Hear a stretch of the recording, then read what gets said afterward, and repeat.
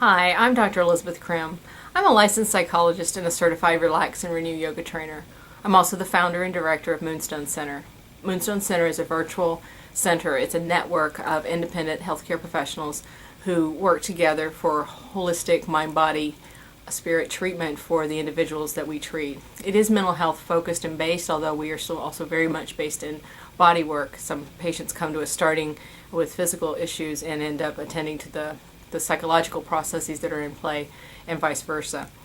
We have yoga therapists, acupuncturists, as well as I do psychodynamic psychotherapy, and we have a psychiatrist and other healthcare professionals we bring in as needed in what is called for each individual we treat.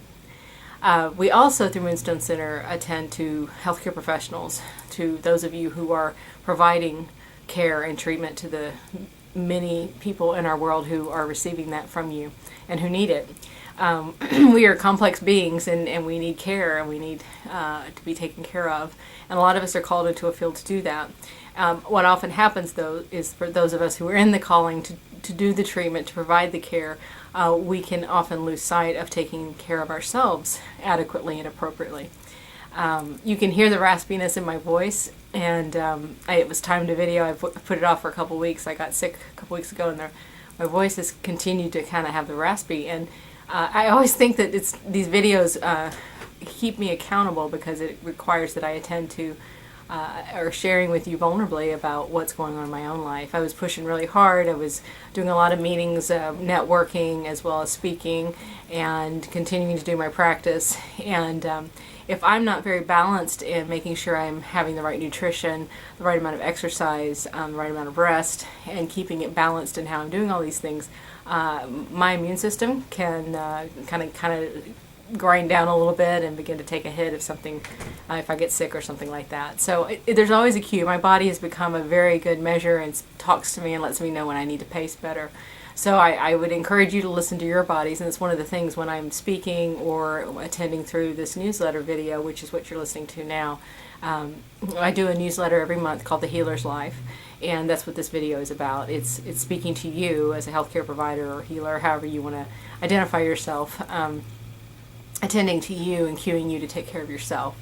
So even as I'm kind of coming through out of the dregs of this horrible head and chest cold that I had, I'm reminding you to take care of yourself, and wanting to invite you to love yourself, and also just kind of want to acknowledge in this thing that sometimes while we're healthcare providers, when we go home at the end of the day, we still have children to attend to. Even if they're not small children, they may be teenagers and much more self-reliant. We still have to provide that parenting role to them. We may also be coming home to needing to attend to an elderly parent, a sibling who's in need, a husband or wife, a spouse, a partner. It may be your own personal life if you're single, that there's things you're having to attend to with friendships or groups you're involved in that kind of takes care of your own personal relational life. There's so many things we're always attending to, and sometimes it's just the nuts and bolts. We had an issue in my home life in the last week where the sprinklers broke, and we had to rework the sprinklers, and they were attached to the water in the house, and it was just a whole process of getting that taken care of, and it actually did not fit in my timing very well. It interfered with some things I had planned, and there's humor in that if you can get on the side of humor, but there's also the reality that we aren't in control.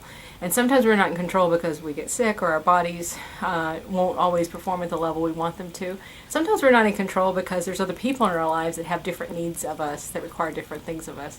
And sometimes we're not in control, and that's evidenced in just life maintenance things, things that have to be taken care of. The yard has to be attended to, the sprinklers have to be attended to. We have to pay the bills. We have to, prepare our meals. We have to make sure we're eating appropriately and doing mundane things like laundry and grocery shopping and those types of things. And these are givens. These are things we all go, I can't believe she's talking about that. But at the same time, these are things that if we push our lives too hard in one direction, these areas can get dropped out or get out of balance. And we have to attend to all of them. And I think sometimes we talk a lot about mindfulness now in our culture. In the Western, United States, we talk about mindfulness. It's a whole approach in psychotherapy with Buddhist psychology. Just there's so many different areas where we're studying and researching and finding the power of being mindful and meditating. And I think there's a very powerful way of, even while we're going through mundane activities, moving into a mindful state. Even when you find yourself out of balance and getting sick, like I did, it cues me back to going, I've got to be mindful of my daily routine, my weekly routine. How much have I packed in this week?